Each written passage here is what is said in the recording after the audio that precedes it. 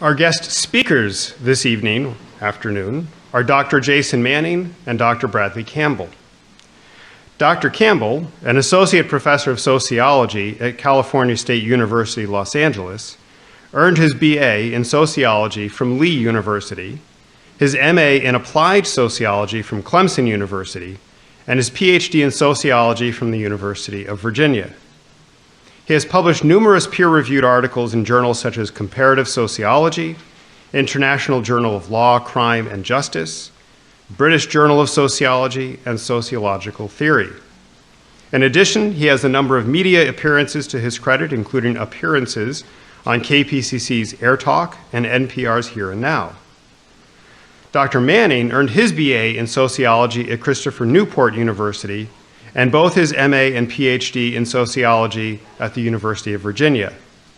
He is associate professor of sociology at West Virginia University and author of numerous peer-reviewed articles in journals such as Sociological Forum and Comparative Sociology. He is also the author of the book Suicide, A Study in Pure Sociology, forthcoming with University of Virginia Press. Together, our guests co-authored The Rise of Victimhood Culture, Microaggressions, Safe Spaces, and the New Culture Wars, which was published by Palgrave Macmillan in 2018. We are honored to have Dr. Campbell and Dr. Manning join us this afternoon. The title of their talk is The Freedom of Dignity and the Tyranny of Victimhood. Please welcome Drs. Manning and Campbell.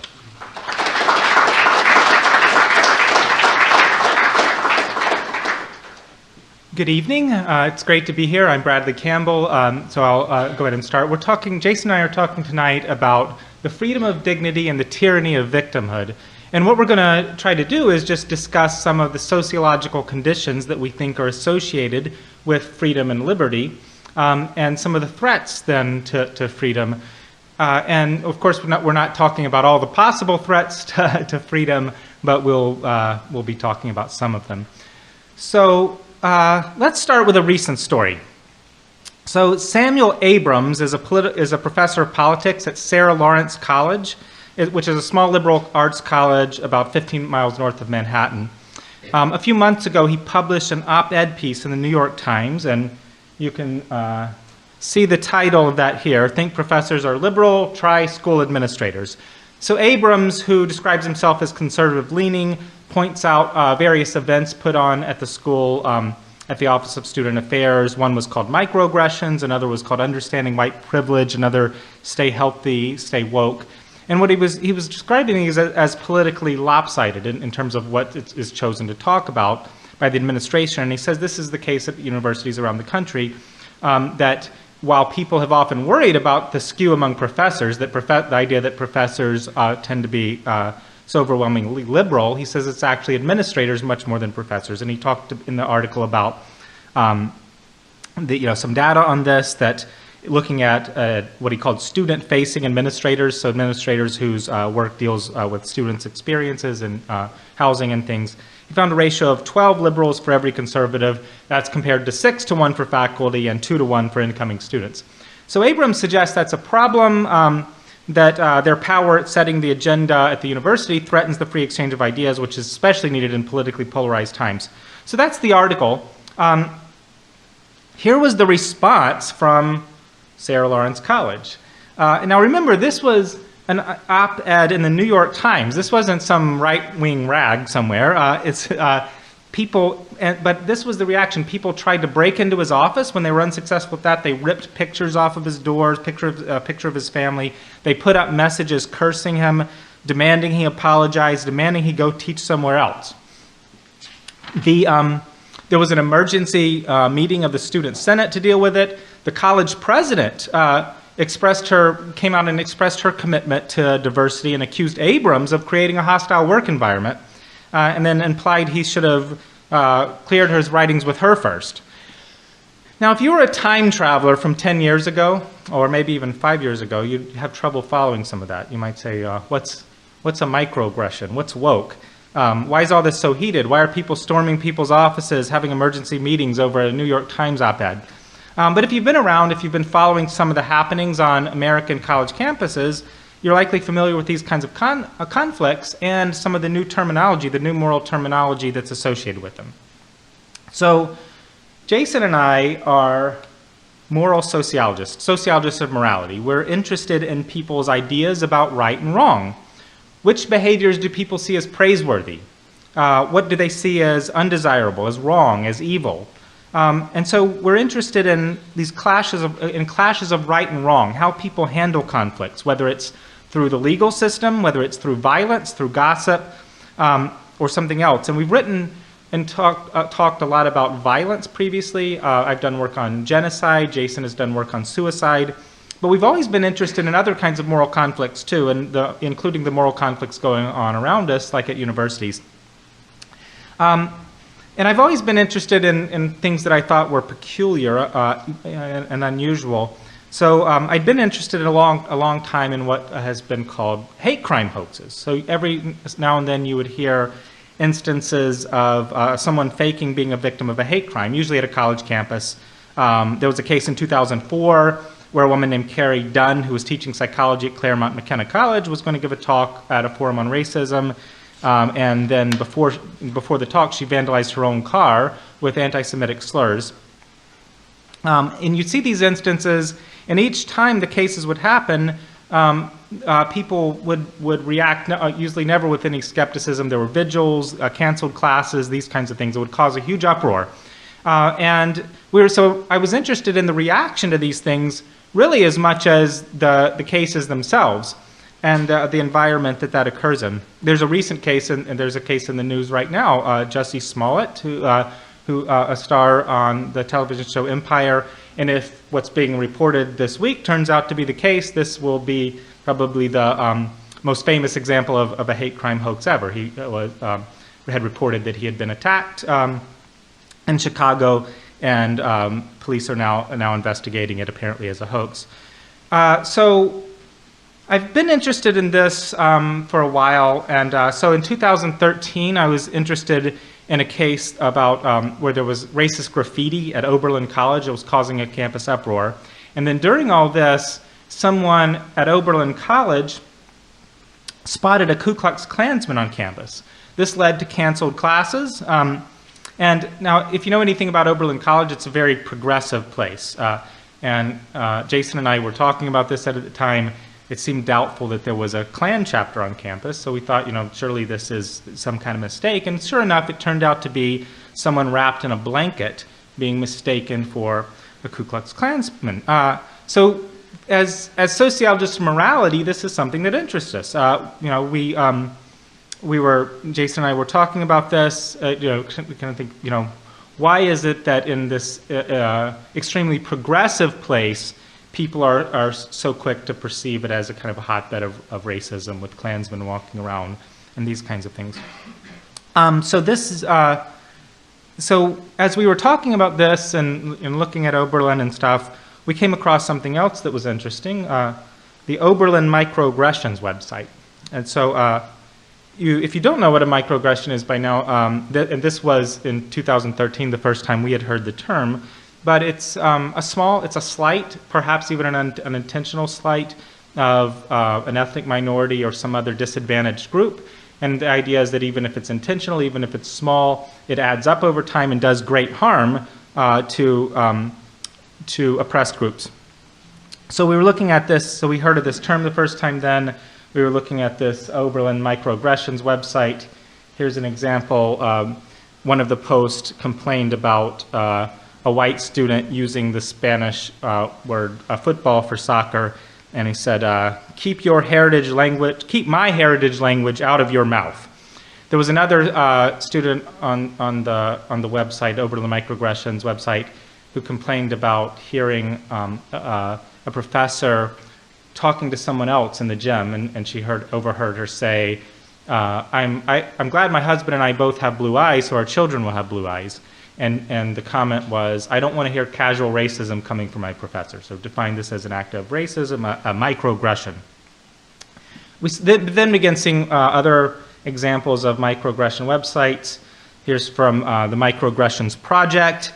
And you can see, there are some of these here. The one in the bottom left says, what do you do? And it's the person answers, I'm I'm a professor, and someone says, well, you look too young to be a professor, you look like a student. And so that's an example also of a microaggression. So we were interested in these things, the idea, this is new moral terminology, and the idea that small offenses matter greatly. This then began spreading after we studied these microaggression websites. There have been microaggression training programs implemented at colleges. This is from the University of California, and there have been similar versions elsewhere. At the top there, where are you from, or where were you born, is an example of a microaggression, and it's translated then, the message is, it says that it actually means then you're not a true American. Or other examples there are America is a melting pot, which it says means assimilate to the dominant culture. I believe the most qualified person should get the job. Why are you so quiet? All these could be microaggressions. They've also implemented ways for people to report microaggressions. So at the Harvard School of Public Health, students could report microaggressions on their evaluations. And in 43 out of 138 courses, at least one student said yes, that they had experienced a microaggression. In 7 of the courses, they got 3 or more yes responses, and those courses were being investigated at the time this was reported. At the University of Northern Colorado, there's a bias reporting system where they actually investigated someone for talking about the issues we're talking about now. The article, The Coddling of the American Mind, that was in The Atlantic in 2015 by Jonathan Haidt and Greg Lukianoff, was being used in the class. People were reading it, and that itself, the use of it, was investigated. So what was going on then?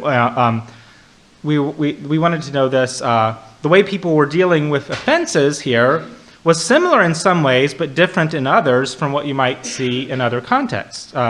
So we thought, we eventually decided that there seemed to be a new kind of moral framework, a new moral culture, and one that differed from cultures of the past. So if we look at microaggression complaints, for instance, what were some of their features? Sensitivity to slight. So sensitivity to slight is something that's seen in many different environments, but the idea that small offenses matter greatly, that's what you see here. Not just any small offenses, actually. It was slights that were said to further people's oppression. Appeals to third parties. They were reporting these to others, perhaps even to campus administrators. So, how do people handle conflicts? This is the kind of thing we're interested in. How do they perceive them? How do they handle them? Here, small slights matter. You bring them to the attention of third parties. And we also saw that there was a focus on victimhood, people portraying themselves as victims and calling attention to that, their need for help. It kind of goes into the appeal to third parties. They're asking for help from others. Microaggressions are just one new moral concept. Others came to prominence at the same time. We also began around 2013 hearing about trigger warnings, people asking at many college campuses for trigger warnings for course material. This is people with trauma can be triggered by various things, and the idea was that if there was course material about violence or depicting oppression and various kinds of things, there should be a trigger warning placed on it. Safe spaces, again, used in different ways, but the way that it began to be used was that people needed to be protected from ideas that went against activist beliefs. Sometimes the idea that the whole campus should be a safe space. And the idea of speech as violence. So this goes in kind of also with the idea of microaggression or safe spaces. The idea that people weren't just being offended, they were being made unsafe. Violence was being done to them. And people began to speak about speech that offended them, as actual violence, not metaphorical, but actual violence. Here's an article, this is a series of articles entitled Violence as Self-Defense. This was, so at the University of California at Berkeley, rioters forced the cancellation of a talk by the right-wing provocateur Milo Yiannopoulos. And then in the Daily Californian, the independent student-run newspaper, they published a series of articles called Violence and Self-Defense. The idea was that since Yiannopoulos' speech would have been harmful, that rioting, violence to prevent it, was appropriate. It was self-defense. One protester wrote that letting Yiannopoulos speak was more terrifying to me than potential injury or arrest. Another said, "Our shields are raised against you. no one will protect us, we will protect ourselves. And another said that asking people to maintain peaceful dialogue with those who literally don't think their lives matter is a violent act. So you have this idea that the speech was violent, so shutting down the speech through violence was self-defense. So these were new kinds of moral ideas, or at least things we don't always see, like we see them in different settings. So we're trying to understand then these cultural changes, how morality was changing. And so we drew from ideas first about honor and dignity culture.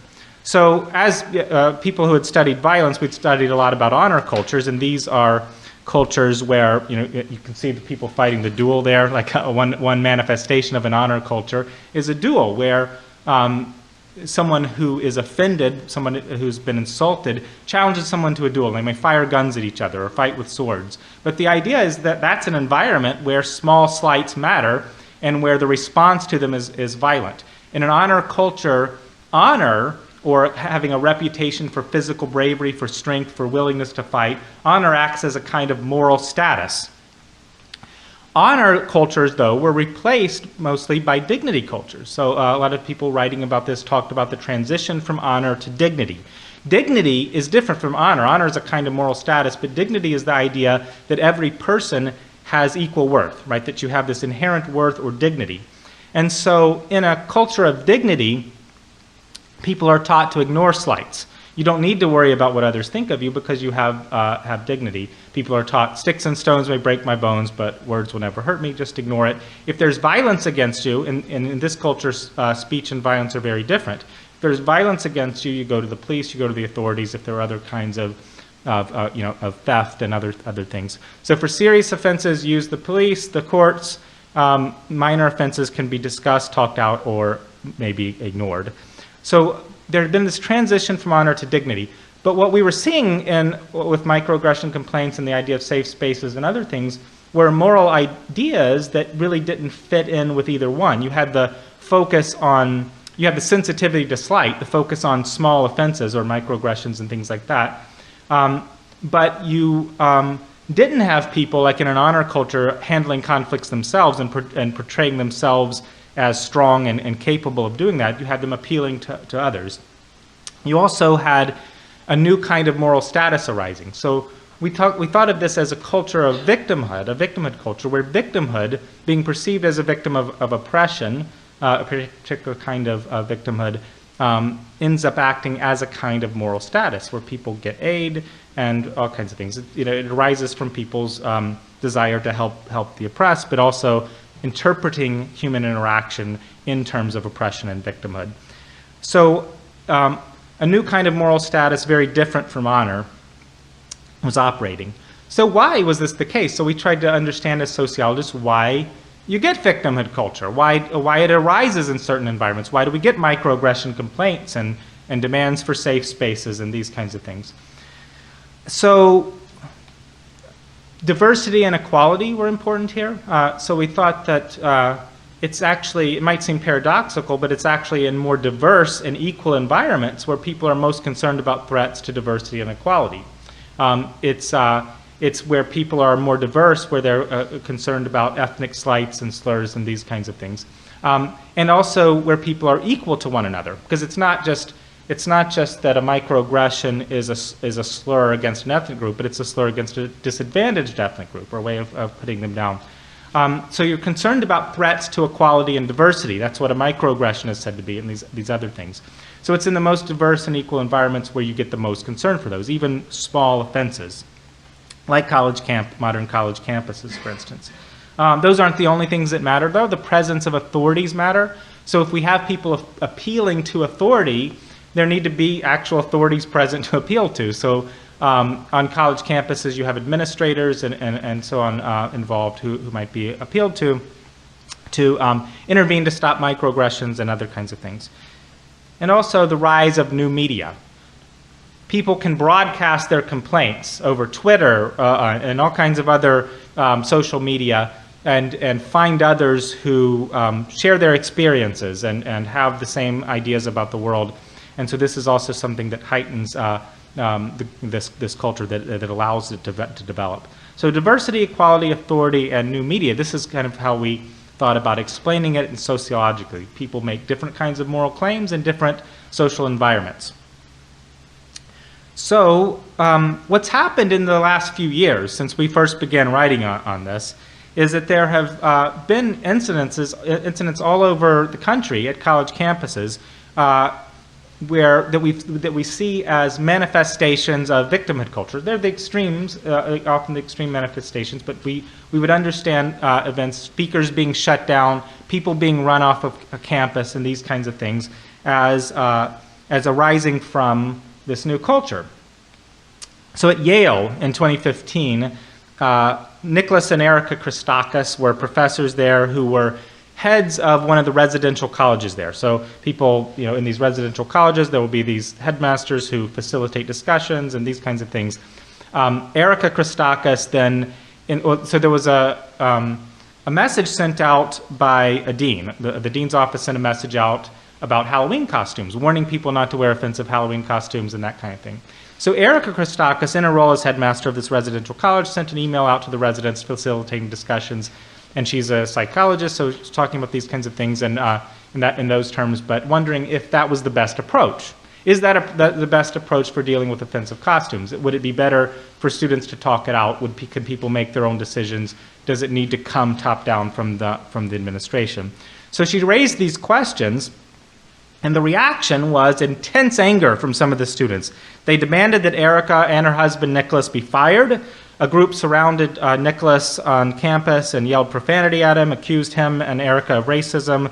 They accused them of stripping people of their humanity, of creating an unsafe space. There's that concept again.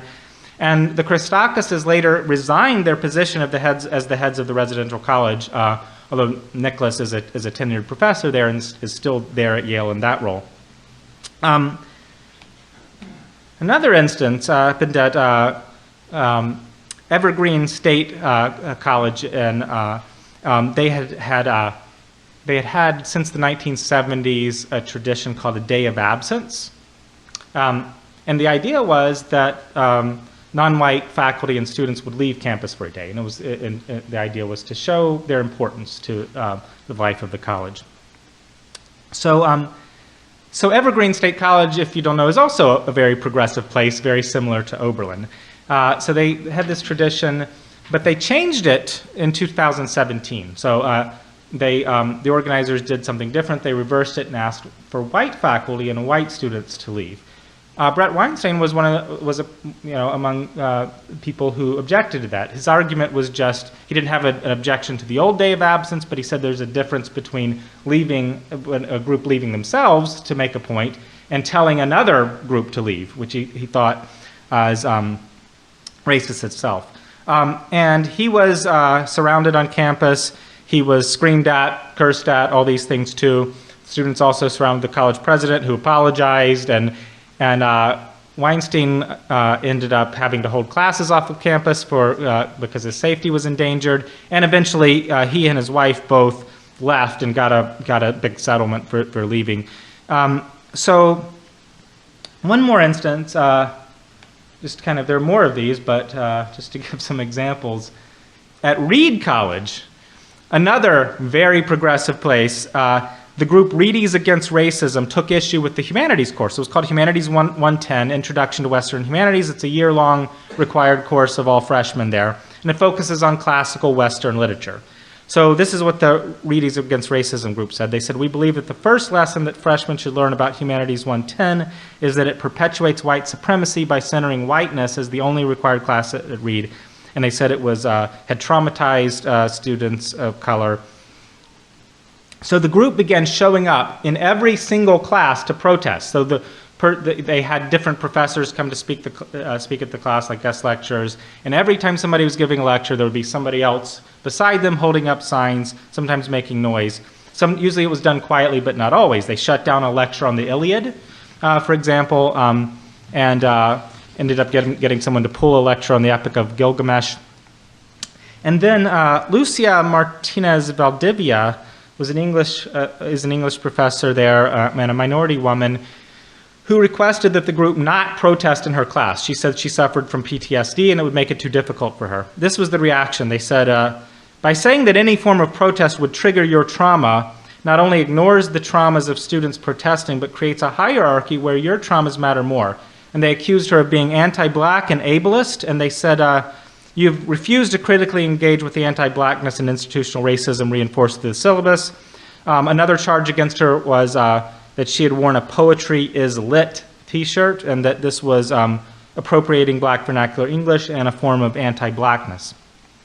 So the debates over these things, these kinds of things we're talking about, people being driven from campus, surrounded and cursed at over disagreements, demands for safe spaces, all these things. These debates we see as a clash between the newer culture of victimhood and the older culture of dignity, right? So it's not, at least first of all in our work, it's not really about whether they're right or wrong, but how to understand the debate. Why is it so heated? It's because it's a clash of moral cultures. And it's not a clash between the left and right, or not primarily. The adherents of victimhood culture like to portray it this way, and so do many of their conservative critics. And it maybe it will come to be that as things sort it out, but it's not now. If you interpreted it that way, as just a clash between the left and the right in the United States, you'd be puzzled by lots of things, such as that those speaking against it are often on the left themselves. Lucia Martinez Valdivia, Brett Weinstein, Nicholas and Eric Christakis, none of those people are politically conservative. None are on the right. And neither is Barack Obama, who had this to say in 2015. So Obama said, I've heard of some college campuses where they don't want to have a guest speaker who's too conservative, or they don't want to read a book if it has language offensive to African Americans, or somehow sends a demeaning signal towards women. And then he went on to say, I've got to tell you, I don't agree with that. The idea that when you become students at colleges, you have to be coddled and protected from different points of view. Anybody who comes to speak to you and you disagree with, you should have an argument, but you shouldn't try to silence them by saying you can't come because I'm too sensitive to hear what you have to say. So what Obama and Weinstein and the Christakises and others understand is that these new moral claims that are rising from what we've called victimhood culture aren't compatible with many of the goals of the university, with free speech, with academic freedom, with liberty, as we understand it. They're not the only threat, but one possible threat to good scholarship, to freedom, and other kinds of things. And it may be spreading. So I'll have Jason will come and talk a little bit about tyranny and freedom and the context there. Tyranny comes from the ancient Greek word tyrant, meaning a ruler with absolute authority. And people nowadays still use the term to refer to a ruler such as a dictator or a despot. But there's also a broader meaning. A standard dictionary definition might be something like oppressive, arbitrary, or unfair rule, or power or control. And we're going to focus on this broader meaning because it helps us highlight that tyranny is not solely a matter of authority figures and their characteristics. Sociologist Max Weber long ago observed that authority is actually a two-sided thing. Rulers only have authority insofar as people obey their orders. They don't have followers because they have authority because they have followers. But it's not just that despots and other tyrants depend on the obedience of their lieutenants and enforcers to maintain power. Even in the most tyrannical dictatorship, tyranny is not something that's entirely top-down. It's that the rank-and-file citizens, the ordinary common people, are active in policing each other. Secret police forces like the German Gestapo or Soviet Stasi, they depended on complaints and denunciations and informing by your ordinary rank-and-file citizens. Authorities in these places constantly urged people to report on one another for any sort of crime, deviance, or even suspicion, and the people cooperated in droves. It's this cooperation by the masses that made 20th century totalitarian societies totalitarian. Every person was a potential agent of the state, and people in these communities had to learn to fear their neighbors because literally millions were sentenced to slavery or execution or torture because a coworker or neighbor or even a family member denounced them to the authorities. So let's consider how this denunciation works in a bit more detail. Sometimes the people lodging these complaints are the true believers, the fanatics, and whatever the ruling ideology is, Nazism, communism, whatever. They're by it whole cloth, and they're on the lookout for any sort of deviations. But that's not the whole story, or even most of the story. Historians who study denunciations find that your average rank-and-file denouncer was somebody motivated more by interpersonal conflicts, the sort of ordinary slights and grievances that come up in day-to-day social life. Historian Jan Gross quotes several personal accounts from those who lived in Soviet-controlled Poland. Quote, "Accusation, denunciation, and personal animosity could lead to arrest at any moment. People were officially encouraged to bring accusations and denunciations. Anybody who had a grudge against somebody else, an old feud, had a stage on which to show his skills. There was a cocked ear willing to listen. A friend of mine had a personal enemy from his school days who accused him of preparing to escape across the frontier. The Soviet authorities had no other proof but sentenced him to 10 years and deported him to the USSR for forced labor." Historian Sheila Fitzpatrick describes similar cases from the denunciation files in Moscow. She describes cases like actors and actresses and opera singers denouncing the directors who wouldn't give them the parts they wanted or otherwise show them the respect they thought they deserved. Or the case of a man who did 8 years of hard labor over a complaint that apparently arose because his neighbor was jealous of the size of his room. What we see here is a situation where authorities are readily available and always encouraging people to bring complaints. And they're extremely responsive to these complaints. All one has to do is frame the complaint in terms of very broad and ill-defined categories that the authorities will respond to. Throw in the word counter-revolutionary or disloyal, or if you're in Nazi Germany, Jewish, or if you're in Russia, capitalist. And the authorities will respond forcefully with a very low standard of proof and very little concern about what's the difference between a small offense and a big offense. The totalitarian state is totalitarian because it offers a service to the people. It will manage their conflicts and punish their enemies. Everyone has easy access to the full power of authorities, and so any schlub can wield the full power of the state. In the words of Jan Gross, "Since anybody can cause anybody else's arrest, Soviet terror acquired that awesome random quality, which rendered it so effective. There were as many reasons to be sent to jail as there were different motivations inspiring individual denunciations. Everybody shared the power to bring down and destroy," end quote. Everybody had the power to destroy, but nobody had the power to protect. And under this kind of social condition, you find other ways of handling conflicts and differences begin to atrophy. People face the situation that they try to handle a conflict in some other way, such as by approaching the person directly and complaining and trying to talk it out. Well, they might offend that person who might in turn denounce them. So people face this logic of they can either handle their grievances through denunciation or they risk getting denounced themselves if they try to handle the conflict in some other way. It becomes denunciation or nothing. Fear and distrust pervade society, and everyone lives under the tyranny of everyone else. Now, these examples are extreme cases, and I'm not going to try to be alarmist and claim anything in modern America comes close to this. People aren't being sent to death camps or whatever, and we have constitutional protections these people couldn't even dream of. The reason for talking about this, though, is that when you look at these extreme situations, you see certain patterns thrown into sharp relief and easily visible, and then later you might see those same patterns playing out in much less extreme versions in much more normal situations. And the basic pattern we're seeing here has some similarities to what we're calling victimhood culture. You have a heightened reliance to complaint on third parties, especially powerful authorities, and a low threshold for what's considered a punishable offense. You have authorities or other third parties who act with little regard to due process and evidence and have a very broad conception of what's considered an offense worth making a big deal about. And we think this similarity extends outward, that victimhood culture is in some ways conducive to tyranny. It is a culture that involves increased demands for regulation, punishment, reductions in due process, and reductions in free speech, and it can create an atmosphere of paranoia in which people worry about who they can trust and what they can say and who might report them next.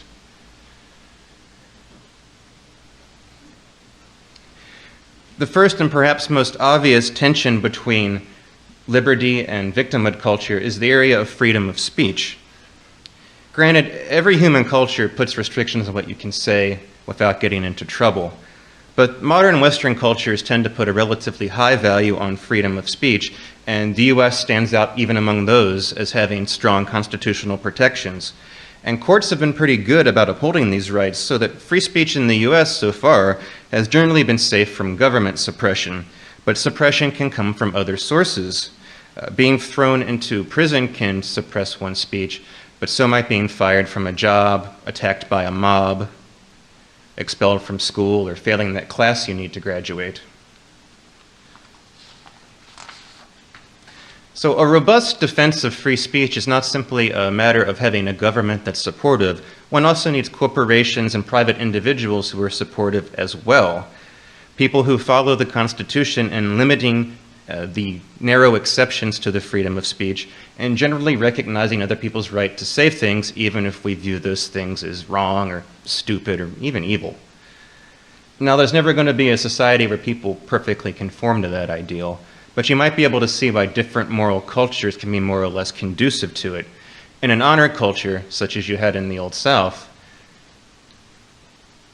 people find words to be serious business and are willing to use violence when they don't like the words they hear. That's why in the Old South, being a newspaper editor was a dangerous occupation. If you published something that somebody took offense to, even a true statement of fact, you could be challenged to a duel or beaten or caned or what have you. Such cultures might not have had government regulation of what could be printed in the newspapers, but certainly the threat of violence had a chilling effect. It's dangerous to say things that might offend people, especially if they're, bigger than you. Dignity cultures, in these, speech is generally less dangerous. People have a lower sensitivity to slight. More manners of disagreements and insults are seen as beneath the notice of authorities or even the offended person themselves, and people are less violent. This doesn't mean that there's no censorship or that certain speech never brings negative consequences. It just means it's generally less dangerous and you can say a wider range of things without getting into trouble. These are all matters of degree. The patterns we call victimhood culture, though, go against this. There's a really low bar for what's considered offensive, and people are encouraged to be touchy and on the lookout for slights. It's also hard to predict what will even get you into trouble. Concepts like microaggression are defined in vague and subjective ways, so that really the only way to know if you're guilty of one is to wait for someone to decide that they define what you've said as one. Like in honor culture, words are serious business. Offensive things can be defined as a threat to safety and banned in the name of safety. Calls to ban or disinvite guest speakers at university campuses have this logic, and sometimes they're successful.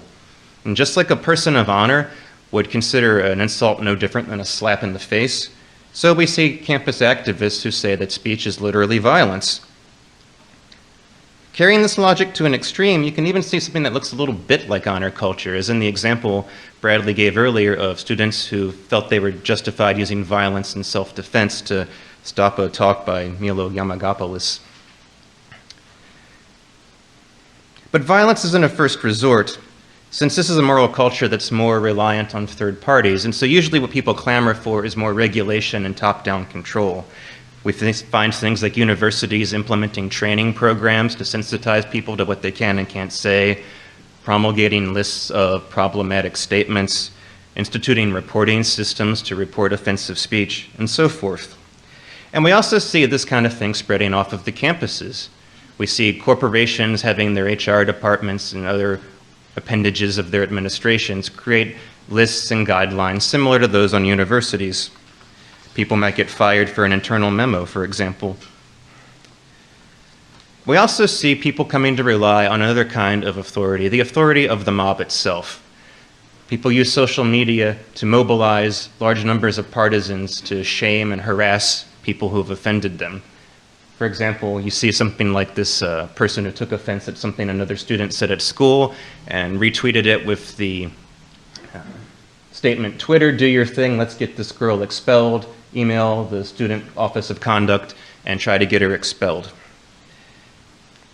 In countries like the UK with less stringent free speech rights, police already arrest and punish people for social media posts. And of course, there are those who would like to see similar restrictions in the US.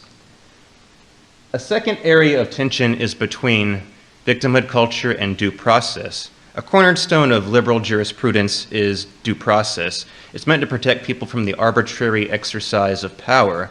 It's the idea that you have certain procedural rights, such as the right to a fair trial, the right to know the charges against you, the right to consult legal counsel, and other things meant to safeguard people from being falsely accused or other arbitrary exercises of power.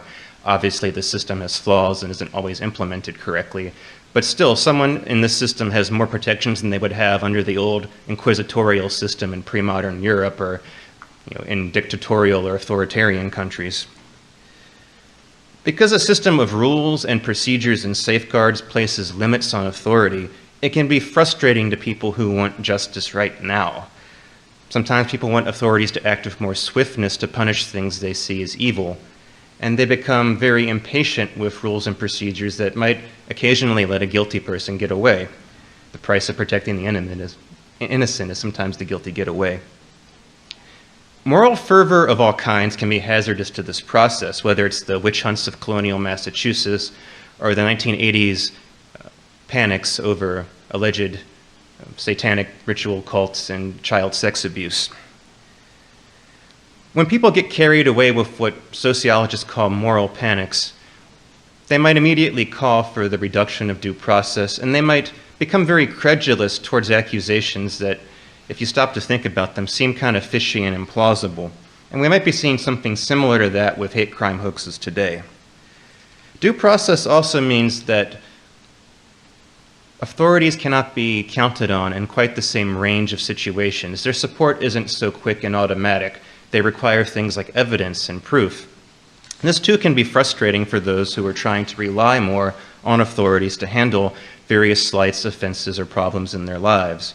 What all this can add up to is that when people are highly sensitive to certain kinds of offense and increasingly dependent on authorities to handle it for them, they'll probably demand and support reductions of due process.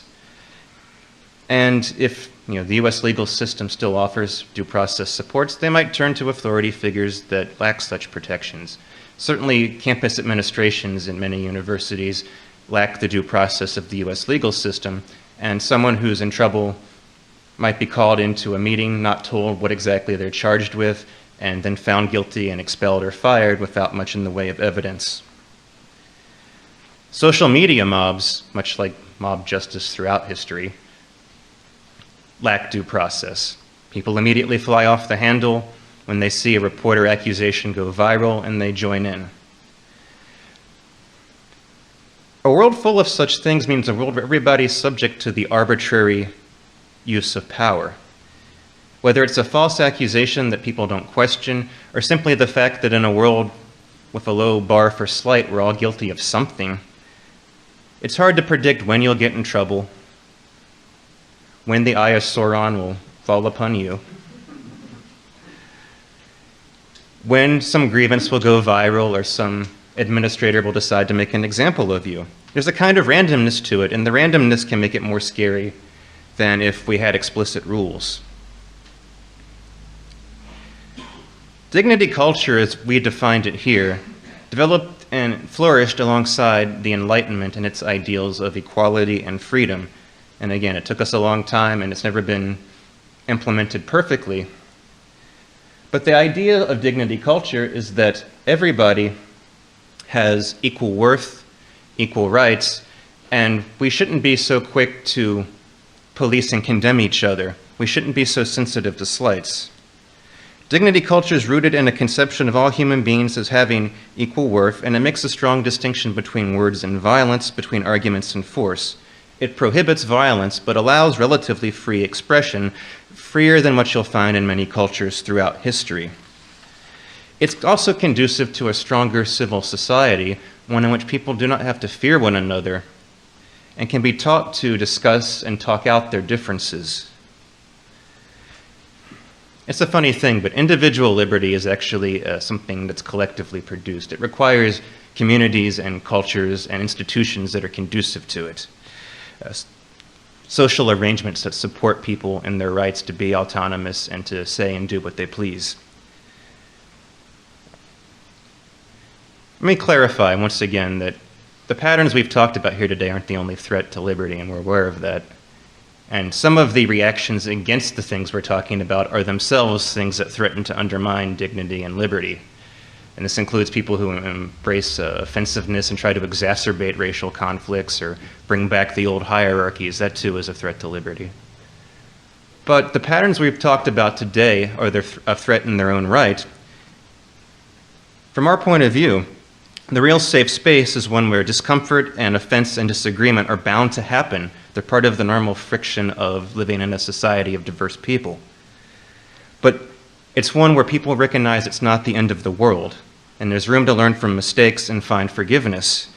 Victimhood culture encourages unending conflict and dependence upon power. Dignity culture is conducive to the social supports that provide liberty. Thanks.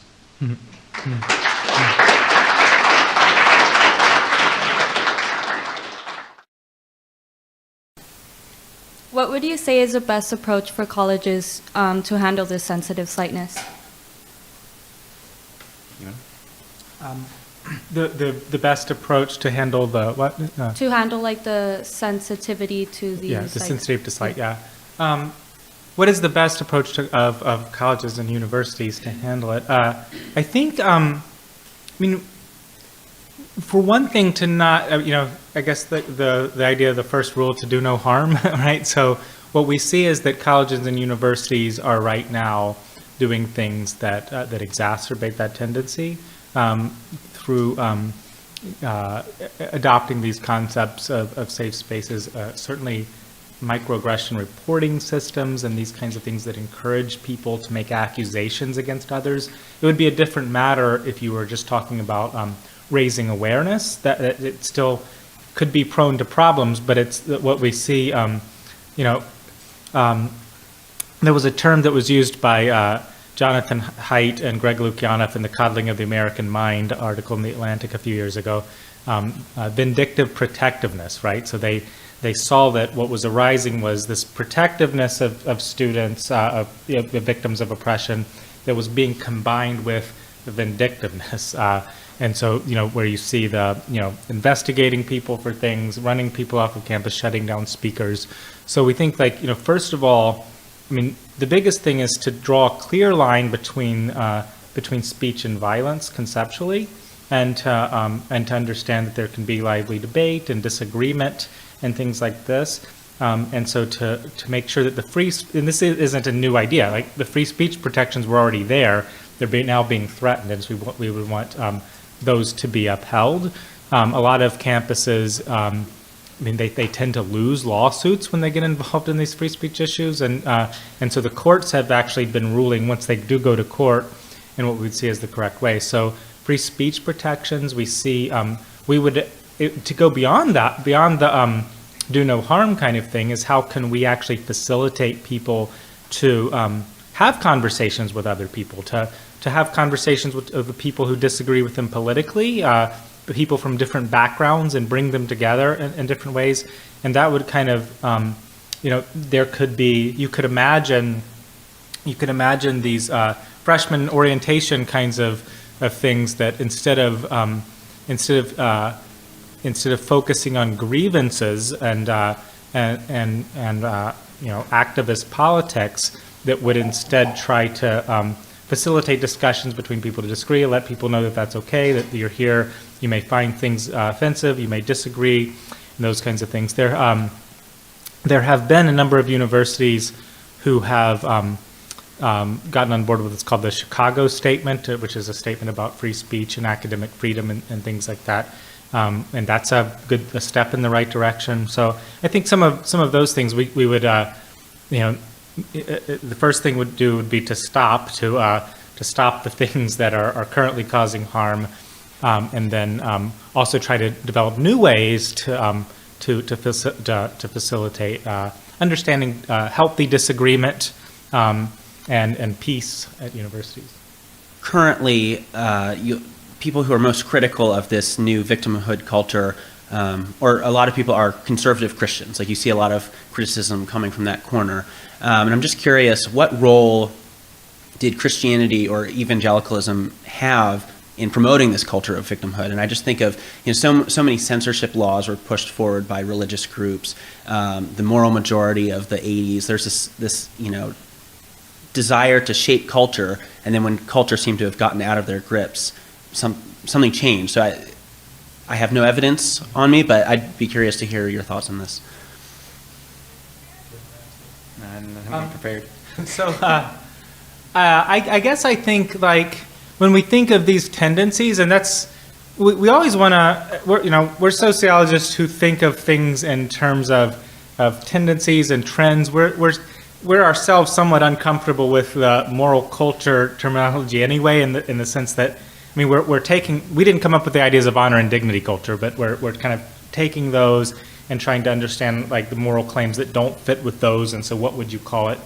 But it's more like, well, where do you get sensitivity to slight? Where do you get censorship and these kinds of things? And there can be different versions of victimhood culture, or different kinds of departures from free speech and from dignity and things like that. So I think like what you seem to be talking about is that there was a lot of maybe in a lot of hypersensitivity in an attempt to use government to shape the culture and to reverse some of the cultural trends and legal trends that had happened, and then now there seems to then be a reaction when it's kind of done from the opposite direction. Is that kind of so? So I think there's probably something to that. You can I think you'd want to it would be interesting to what we're interested in especially is new moral claims, right? And it seems like the old, there were always people who were pro-censorship, right? And for particular reasons. And so, and there were also traditionally more limits on speech that then were, so it's not that, it's not that there was a time in the past where there was like, this perfect dignity culture and people, and society is wonderful. That's not actually what we're arguing. We're actually saying kind of there were these cultural ideals people could draw from and kind of appeal to about dignity, about free speech, about due process and things like that. And it's not that there weren't always opponents of those things who wanted more restrictions than other people, right? But it's the arguments against it have changed, right, to some extent. I mean, there were always, well, we need to do this because it's going to cause harm, right? But the conception of harm and which harms are important is very different. So, I mean, I think like, I certainly think that's an interesting question. I don't know that I see this as something kind of causal or something connected in a way. And more of that was just a different movement in a different time, but I would be interested in talking and thinking about it more. All right, so this might be beyond the scope of what you guys researched, but I was just curious if you noticed a trend in the new victimhood or the rising victimhood in the global sphere, so in college campuses around the globe, not just in the United States. Well, we're mostly monolingual, so we're limited to English-speaking countries. I am studying Korean now, but it's slow going at age 37 to pick up a new language. Ask my in-laws. But we also looked at universities in the UK, Canada, and Australia, and my impression is it's just as or more prevalent in the UK and Canada, somewhat less so in Australia, but it's there too.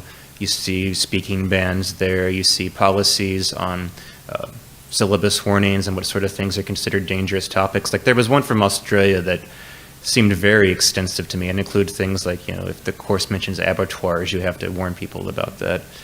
And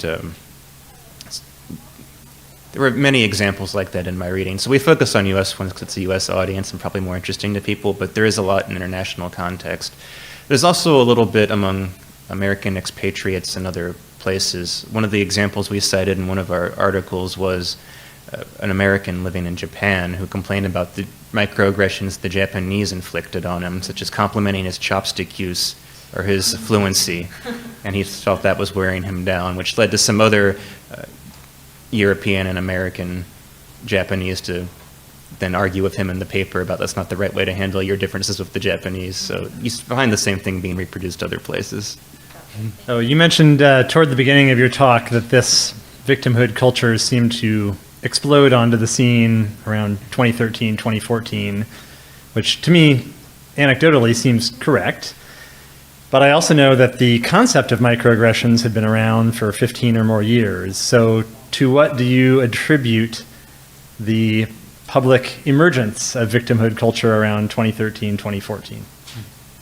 It's been around longer than that, even since the 1970s, but almost no one had ever heard of it, right? So this is kind of, you had activist circles on campuses that were using this terminology. You have a lot of scholarship and other things that use this kind of oppression victimhood framework. We think, you can even go, there were different versions of what we call conflict theory, where you analyze society in terms of a struggle between groups for domination. And so, Marxism is a version of that with classes, and then others look at races or genders, and then kind of the newer ideas to look at them all as potential sources of oppression, and to analyze them as this interlocking system of oppression. So these are not new ideas. They've been there. But what we've seen is the spread beyond kind of the narrow activist circles, and even some of the terminology changing there, and certainly kind of a more aggressive use of the idea of, or more, claiming that speech isn't just metaphorically violence now, or like they used to talk about symbolic violence and things like that, but it's literally like violence. But I think like the spread of it, and then the spread, and administrators giving into it is something that we see that's new in the way that it's done now, in some of the concepts and spreading beyond campuses and things like that. Why in 2013? So there were these, the general trends with equality and diversity and authority. We know like that number of administrators versus faculty and students has increased a lot. But I think like it would be the fourth thing that we say: diversity, equality, authority, and then new media. I think it has something. I think that would probably be account for the timing. It's somewhat speculative. I mean, I think that there's definitely that connection, but the timing of it, I think, has to do with people being able to mobilize and to communicate their grievances to others in this way. These, the rise of these Twitter mobs and other things that Jason talked about. I don't know if you... Yeah, it's somewhat mysterious why it seemed to just be that one year when it was almost like a switch was flipped. I've seen speculation that it's partly a cohort effect. We had a generation there that's a little bit different than the one before, but social media becoming very popular, that would be another thing I'd point to. The answer is I don't have an answer, but I think those are suspects. I would say... writing about similar things, that was Jonathan Haidt and Greg Lukianoff, and they talk about this cohort, the rise of a cohort that had always been on iPhones, right? Had grown up on them and things like that, and that was what it's accounting for. I don't, again, we don't know, and we don't, they have like lots of causal factors. I think too many to then sort out which ones were doing what. But those are some of the possible reasons too. I was just curious if you guys felt there was some sort of action that needs to be taken, or if you think this is kind of like a fad that will kind of just fizzle away if we see a shift in political outlooks in the administration. Oh yeah, someone called it a fad when we published our first piece like 5 years ago, and it's still going. So, as far as actions that one could take, if one does value dignity culture and value liberty, I've thought a lot, because I often get the question, what practical steps can we take? And I feel a bit like a weatherman explaining, well, this is how a hurricane forms. Okay, how do you stop the hurricane? I don't control the weather.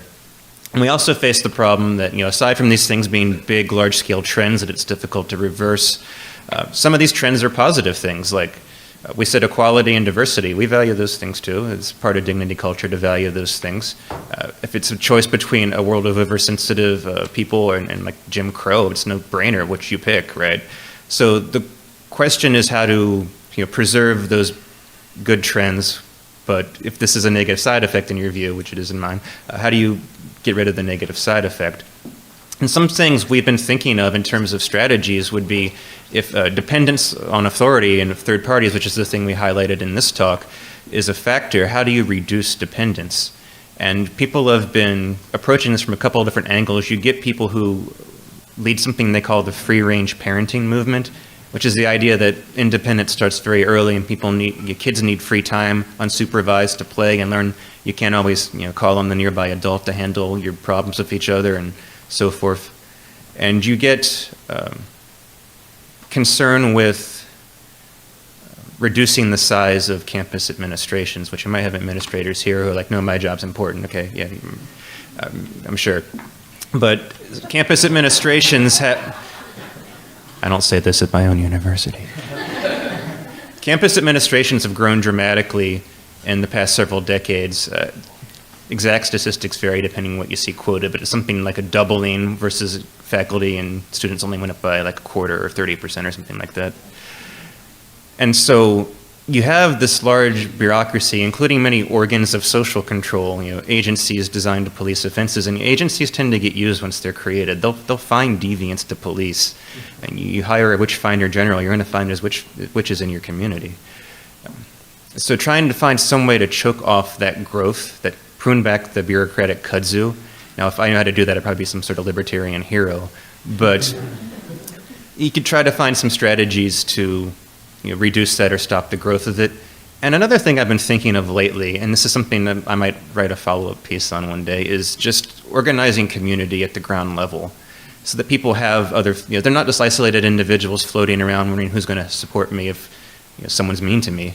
If you can have community organized and try to find some sort of, organic organizations that counterbalance the organizations up above. Again, if I knew how to do this with a foolproof plan, I'd be a hero, but this seems like a strategy one could pursue. Just also kind of on that, thinking of like, is it a fad that'll go away? Will political winds shift? All these kinds of things. I think what we're seeing, it's not going away, but also that that it can be part of what leads to reaction. Jason mentioned that a little bit in the talk, that there are reactions to victimhood culture that are not drawing from dignity culture at all. And so I think like the political polarization occurring in the country is generally a threat to dignity culture, not just this left-wing campus activist thing. It's not the focus of of our book, but the prominence of the alt-right, all these things are also connected, partly just new media and these kinds of things.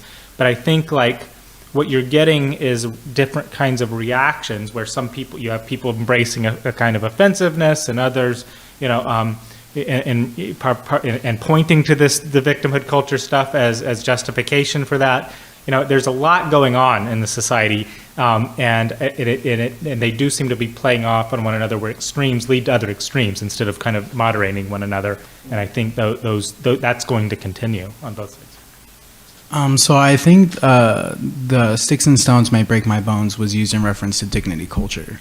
So would you say that dignity culture forced people to bottle up slights, whereas victimhood culture motivates people to react immediately and not accept slights? To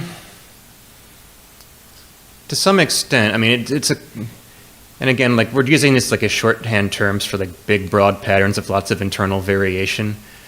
But if you look at sort of the predominant social pattern amongst, say, like the middle classes in the 20th century, we kind of look at as the epicenter of dignity in contrast to honor or victimhood. There's an ethic of restraint. So yeah, it does mean sometimes restraining oneself from reacting to slights. But it could also mean, not acting on your emotions immediately and thinking of a more productive way to handle it. So talking things out, like we often describe this with the phrases we grew up with, hearing when we were kids, like, talk it out like grown-ups, that kind of thing. So the sticks and stones thing or the talk it out like grown-ups thing. And that seems to be something that was often upheld as an ideal rather than, an emotional response.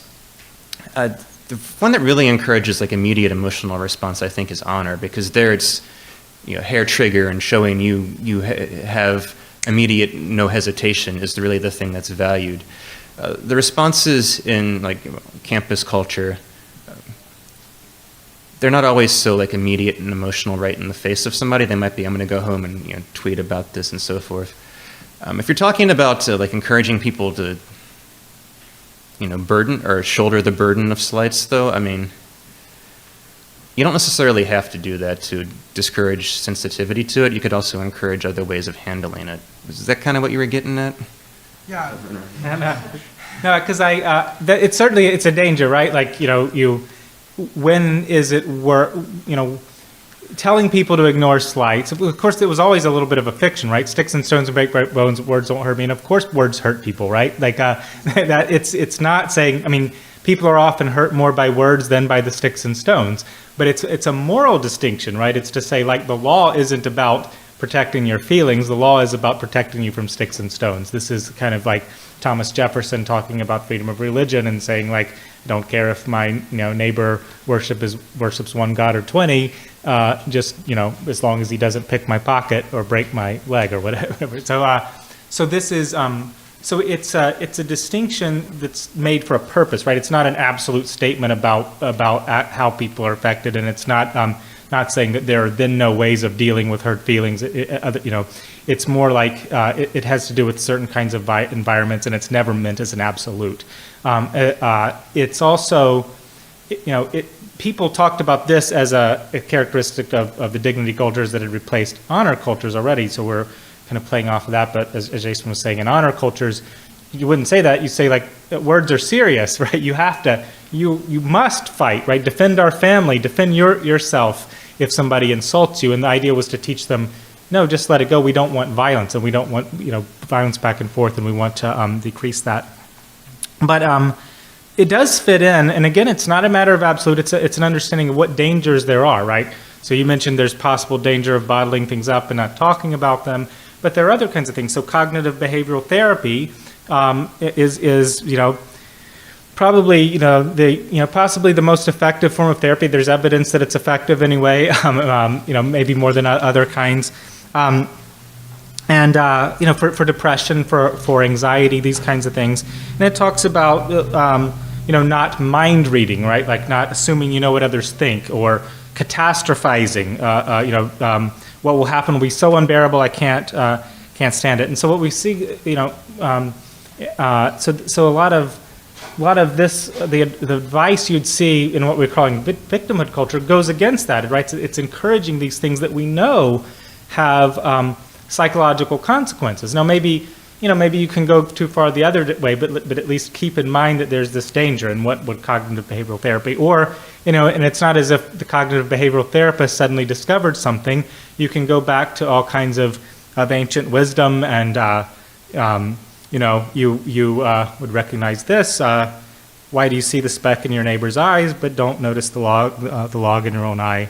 First, take the log out of your own eye, and then you'll see clearly to take the speck out of your neighbor's eye, right?